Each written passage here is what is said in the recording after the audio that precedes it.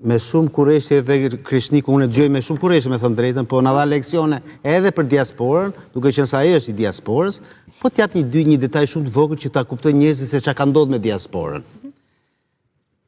Që nga janari, drejtorët e mazhorancës, edhe jo vetëm, e kam pas taksative që të regjistrojnë nga 5 deri në 10 edhe 20, ata që ishin me këllë që ata drejtorët e rëndësishëm, edhe 20 persona nga diaspora. E kuptoj, tani këto janë faktuar këto? Për i pra të detalë, po. Dhe me thënë, dhe nuk u pak kjo gjë, as nga Spaku, as nga kërkush fare, nuk u gjet as njeri për këtyre se si ndodhi, dhe ko që ne në shtëpi e dinim gjithë se na vinin celular këto mesazhe. Se kemi edhe ne ca njerëz në për administratë publike që punoj me djesën e ballit, kuptohet. Jo sepse janë socialistë. Dhe çfarë ndodhi tani? Këta për të qenë të sigurt 100% që votën ati që i kishte thënë në Selanik, në Athinë apo në Romë, vërtet do voton të Partinë Socialiste si zhedon të ai, në momenti kur kanë firmosur ato fletët e votimit, i kanë marrë me Skype, i kanë marrë me WhatsApp, i kanë marrë me Messenger live, kur ai bënte votën dhe niste për Shqipëri. Jo, ka ndodhur në një pjesë... Po sta qonë fare të kutia votimit e votën, pra, se se detyron do t'i, pra, se këto janë historira prallar alla Gazbardhi. Tani Gazbardhi... Kemi marrë me kamera njerëzit për të votuar, o zotri, harroj, nuk votoj njëri Sali Berisha një Lirmetën bashkë, bindu një kësaj gjëje më Kur të marrosh punë më thuaj. Por ke marru punë, ti ke marru punë 11 maju, po të shpjegoj për punën. Nuk ka shqiptar që voton Sali Berisha dhe Lirmetën bashkë. Është një koalicion anti-shqiptar, kaq.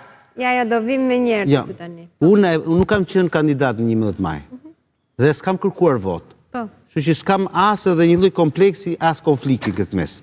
E treta, në lidhje me ato që nëzoren... me pikat që janë dërguar Departamentit Amerikanë, që të tutëm në e këtë një regjia në vëmendje në wall. Po e shpjegoj një herë mirë këtë çështjen e juridiksionit, a duheshin bërë, as duheshin bërë. Ore, kjo histori ka marrë fund tani, që Spaku ka dështuar totalisht, këtë duhet ta pranojmë, unë pse nuk e kuptoj se pse nuk dalin në konferencë për shtyp dhe thonë, neve nuk e bëm dot atë për cilën u nisëm të bënim. Pra, strukturën që ngritëm anti-korupcion në zgjedhje, ne bëm një vrim në ujë, se mua tani nuk më intereson më historia e hetimeve që do bëj Spaku. Po personalisht kështë një informacion përsa i përket firmosjes gjobave, ose për çështjen e pensionistëve, pra mund të kanë një aksion Spaku për gjatë kësaj kohe të fushatës? Po çfarë më intereson më Marcela? Jo, që mund të jetë në hetim, po që ne nuk e dim publikisht. Çfarë ndodh? Domethënë, i bie domethënë unë të vrasë ty dhe pastaj të them false të vrava? Ore, mbaruan zgjedhjet. Nuk duhet ta lejonte që pensionistit ja bënte atë gjë, nuk duhet ta lejonte që të bësh ajo VKM, nuk duhet ta lejonte domethënë që patronazhistët të vinin tek dera e shtëpisë, nuk duhet ta lejonte që të bëhej patronazhimi çdo gjëje, që të kishe një palë zgjedhje sadopak të mira, ose më mirë ta hiqnim këtë kompleksin më të mira se ato që kishim. E kuptoni se për çfarë po flasim? Dhe ajo që unë nuk përtyp dot në këtë histori, nuk ka rëndësi më, do fitonte njëra palë apo tjetra.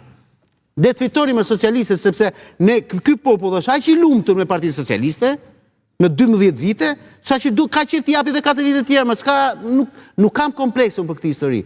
Ta kam thënë, në hotolisht, 4 ditë para zgjedhjeve dolën me arkivol, dhe thanë këtu, tha po nuk na erdhi Belinda Ballukut, neve tha nuk votojnë fare.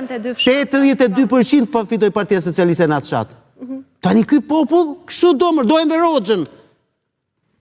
Hoxhën, në rregull më ata jepi. Por ama për budallin nuk na bëjnë dot.